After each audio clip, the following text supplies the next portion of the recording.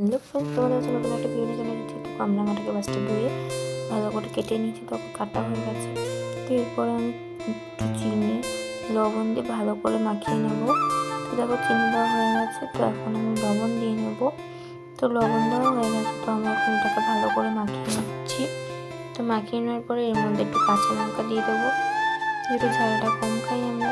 তো তারপরে কাঁচা লঙ্কাতে ভালো করে মাখিয়ে লেবু পাতা কাসুন্দি দিয়ে ভালো করে এটাকে মাখিয়ে নেব। তো দেখো কাসুন্দি দেওয়া হয়ে গেছে। তো কাসুন্দি দেওয়ার পরে ভালো করে এটাকে মাখিয়ে নিচ্ছি। তো কার কার এই কামরাঙা মাখাটা পছন্দ তো অবশ্যই কমেন্ট করে জানিও। আমার তো খুব খুব ভালো লাগে, যেহেতু কাকির ঘরে ছিল আর এই কামরাঙা গাছটা কাকির বাপের বাড়ি। তো ওখান থেকে নিয়ে এসেছি। তো মাখার পরে ছাদে চলে গেলাম। ছাদে গিয়ে দেখো কত গাছ কাকি লাগিয়েছে, মানে ড্রাগন ফল গাছ লাগানো আছে এই যে।